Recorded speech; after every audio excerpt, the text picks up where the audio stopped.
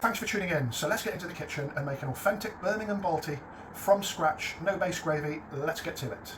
So first of all, for a Balti to be a Balti, it's got to be cooked and served in the same pan. This is an authentic Balti bowl made here in Birmingham. If it's cooked in one of these, it's not technically a Balti, but of course you could try, and the flavours are going to be very similar, but we're going to get some nice charring around the edge of the Balti because this is pressed steel, it's very thin, conducts heat. So first of all, we're just going to heat the pan. A generous amount of oil, some's going to burn away, and if you notice, the bottom of the bowl is quite narrow, so it's not like we're putting loads of oil in, even though it does look generous. As soon as that's heated up, I'm going to add a pinch of cumin seed, some ginger and garlic paste,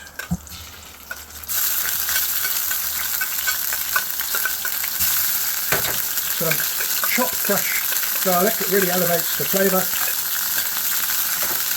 some green chopped chilli, fresh, some mixed green and red peppers, chilli powder to taste, coriander to taste, turmeric powder to taste, and about half a teaspoon will be fine for the spicing. It's the only dish I ever need pliers to cook. So just going to soften the peppers, cook the raw flavours out of the ginger, garlic and those spices. If your oil dries out, add a little more. We just want to sizzle that off for about a minute. Give it the occasional stir. You really want to roast those ingredients in a nice high ferocious temperature. So next we're going to add some, here's what I did earlier, some pre-cooked onions. So finely sliced onion with a little bit of turmeric and salt because I do it all half cooking. Everything's come to a really good temperature. So I'm using a combination of different veggies. If you're using chicken, add it in the oil to start with and just seal your chicken just for a couple of minutes just to brown the edges off. So I'm using some chickpeas, just under a tin there.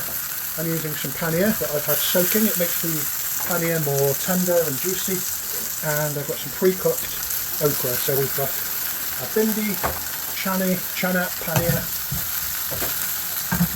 Balti. I'm just going to make sure all the ingredients are well stirred, and we've got to make sure they come to a good temperature. And that's started to heat through.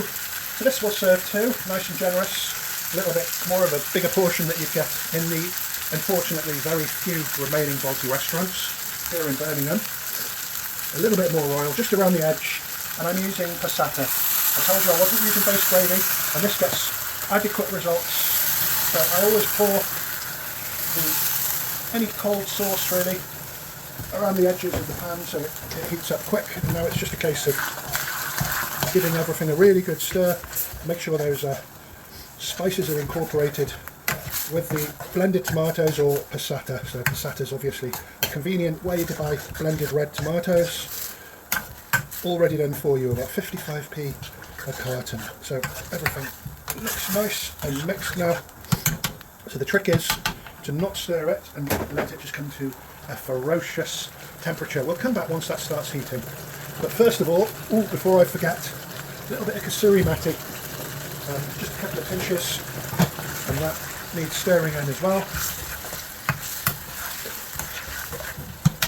That's starting to heat up. Just make sure your Balti bowl is centred. You want it evenly cooking. So that's been about 2 minutes in. It's time to add some juliennes of ginger and some coriander, and I allow that just to cook away with a garnish on top. So it wasn't too long ago I taught exactly this dish to Shazia Mirza, the comedian, before she went on to BBC Celebrity MasterChef, and it was great to see her following the technique. She couldn't use base gravy, so we did exactly with the passata. Everything has to be made from scratch, but it was amazing to see Gregg Wallace tasting her food and knowing that I'd had some impact, even though I didn't get any of the glory. So this is what we mean by the Balti char on the side. It's super tasty, and in the middle, fairly liquidy, with a little bit of oil splitting, and that's what we're looking for when we're cooking a Balti to perfection. So feel free to like, share and subscribe. Share this video with your friends and family. It really helps with the YouTube algorithm and supports the channel. Thank you very much for watching. Happy Baltiing.